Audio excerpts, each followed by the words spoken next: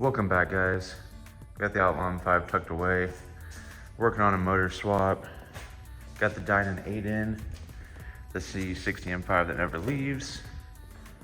The 633.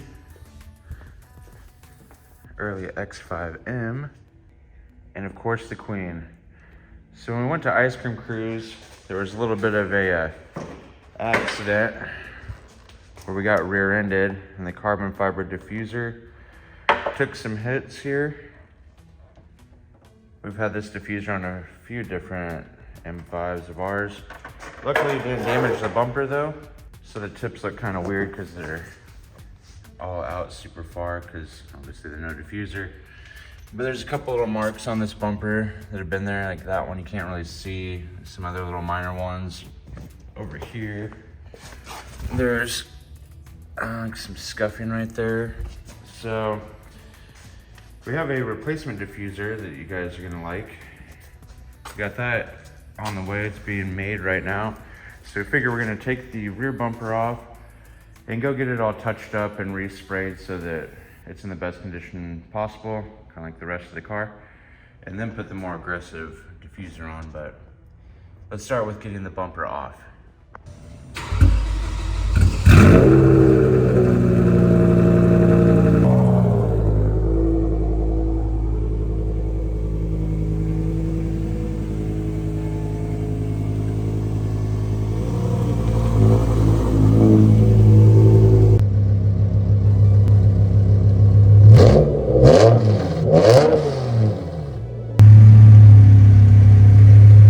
All right, guys, we got it on the lift.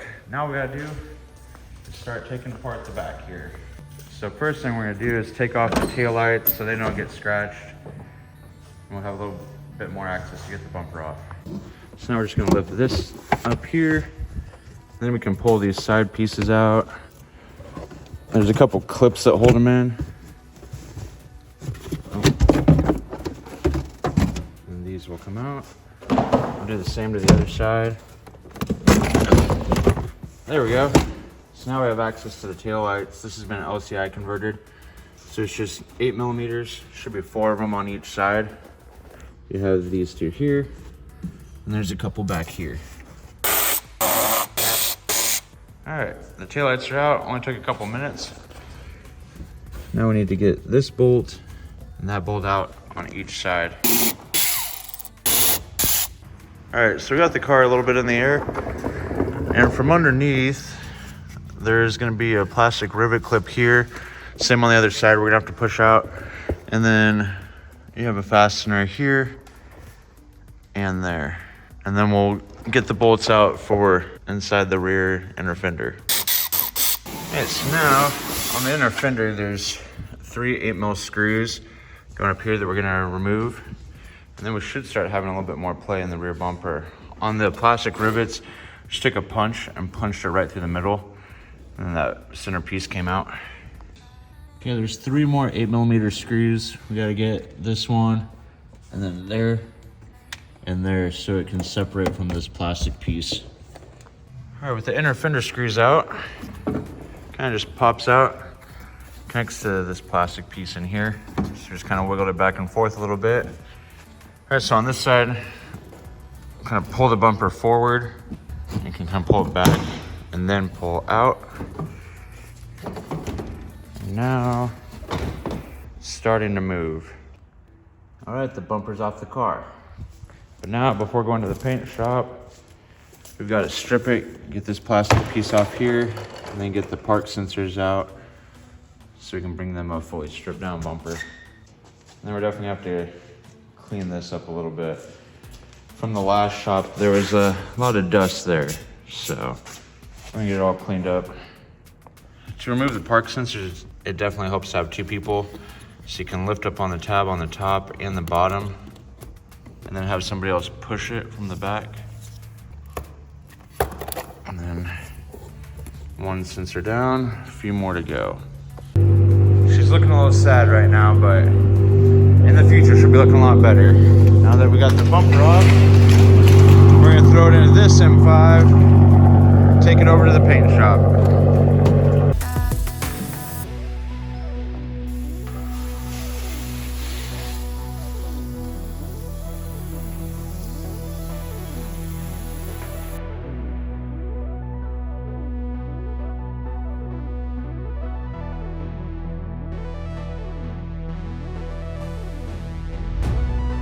But she's looking super aggressive here. It would look a lot more aggressive if we put maybe like a turbo right there, and maybe a turbo right there, like an R8 design. But the bumper is back from paint, looking much better than before. Now we're just waiting for the carbon fiber bits to put on, and we'll start the installation process. All right, guys, it's been a few days, but the Dinmann parts are here. So let's get the box opened up and see what these carbon fiber parts look like. And yes, presumably they look like carbon fiber, but I'm excited to see how aggressive that diffuser is.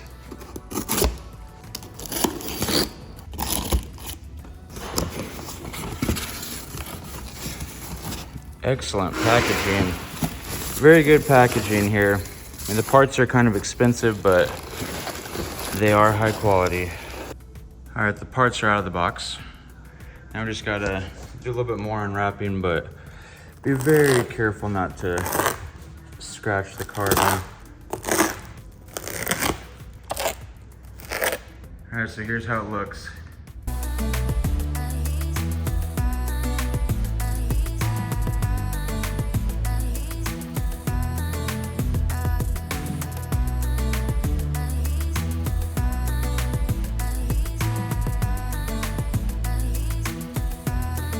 All right, so we got the diffuser here, and then here are the winglets for the rear bumper. And then there's these pieces here, if you wanna have like a more aggressive diffuser, like what was on there before. And then it does come with this special adhesive and some hardware. So let's start the assembly process. All right, guys, got it kind of mocked up here. We tested on one of the other E60 M5's. It's got really good fitment right here, a little bit of gap there. The exact procedure that Dinmann uses to put this on, they recommended we don't share with everybody. Apparently there's a lot of people trying to steal this design. So I don't know if we're gonna do it exactly the way that they recommended, where you put in some of this adhesive on the backside here, but yeah, I guess let's start drilling holes into carbon fiber and E60 M5 bumpers and see how it goes. Put on quite a few E60 M5 diffusers, so this one can't be too much different.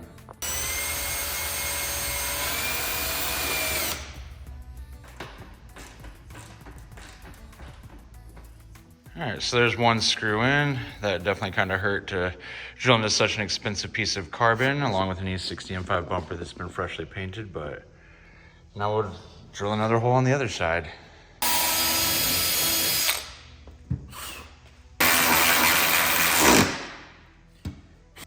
All right, so we have two of the holes drilled. Fitment's already looking really good, especially compared to some of the diffusers you can get on eBay. But we still have a ways to go, so let's keep on going. All right, so we've got 4 holes in it. Added a couple on the bottom here. Still haven't put the adhesive it comes with on, but I don't know.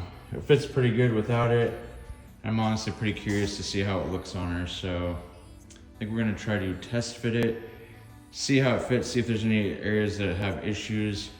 Maybe I have to pull the bumper back off. Who knows, maybe not. Either way, I've been waiting for this for a little while. So we're gonna throw the bumper on with the diffuser, see how it looks. Sorry in advance about the mess. We've got X5Ms going on, 500 SLs, motor swap on the N20, a whole bunch of stuff, including the other Outlaw M5 on the other side of the shop. So yeah, the Queen gets this little stall right here, but that should be enough to test what we're doing. Some of you may be asking, why don't you have help on this? Or why aren't you using a lift? You have multiple. Well, that would be too easy. I'm choosing to do this on a Sunday. So here we go.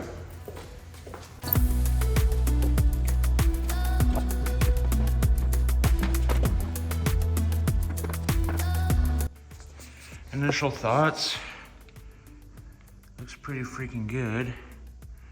Could definitely pull the exhaust tips up a little bit, but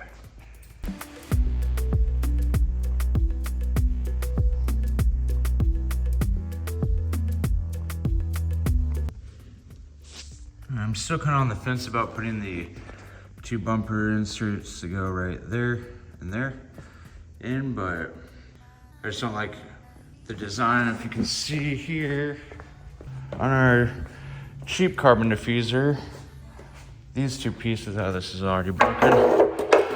These 2 pieces are molded into the diffuser itself. On the Dinmann one, they're not. I think it looks really good without the 2.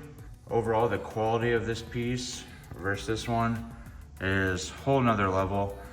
The weave looks better, the carbon looks better, it's built better, everything's better about it. Better ingredients, better pizza, better bitches, better money, my clothes better, my shoes better, I work harder. Fuck Little Caesars, fuck Domino's. Except the cost.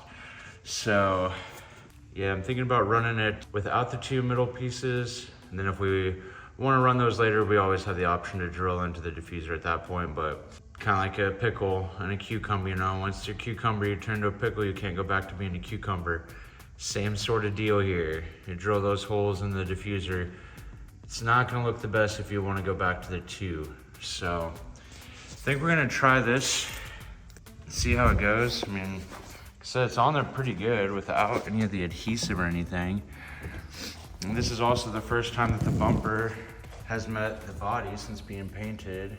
And both are very dusty from being inside the shop, but I think we might go back together with this and see how it looks. We still do have to do the winglets on the side here, the bumper extensions, but I think those are gonna be pretty easy to deal with it installed. I don't really see the benefit to installing those with the bumper off. So let's keep moving forward here and see how it goes.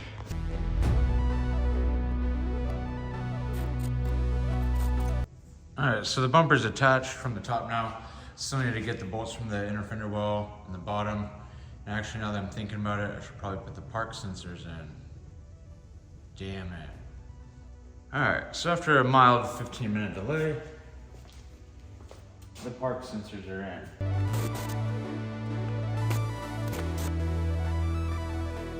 Now we can get the actual look.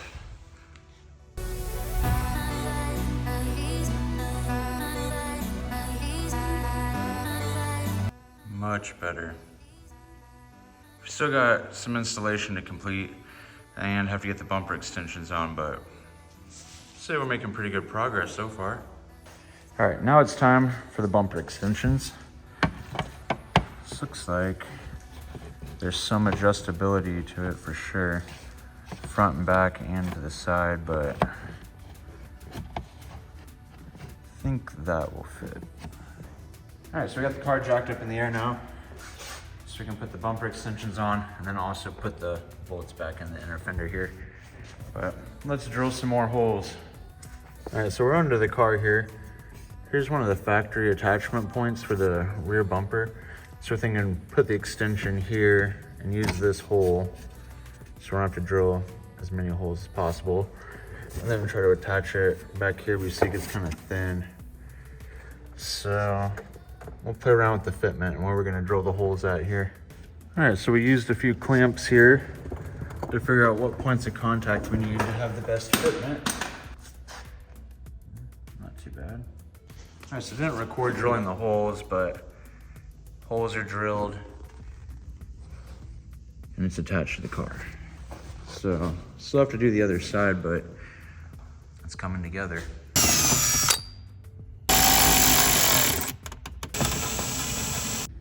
Driver's side attached. Almost forgot, we still have to install this piece. It goes underneath right there, so you probably won't see it, but typically they look like this. See how it's kind of faded and not the best looking. So this will definitely be nice in case anybody does look under there, and we'll know it looks nice.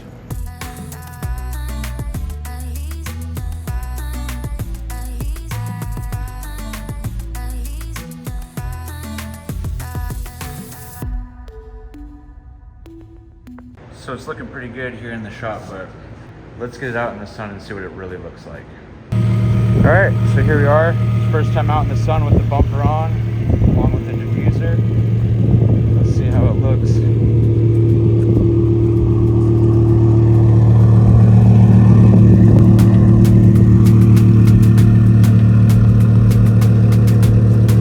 Oh yeah.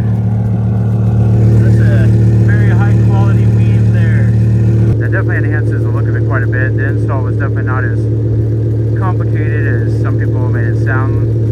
Fitment was really good, and that really helps on the installation. When you get some of the cheap eBay diffusers and splitters, the fitment is garbage, and with a good fitment, that really helps on the installation. But definitely gonna need some side skirt extensions now. Yeah, thanks for watching. Don't forget to smash the like and subscribe button.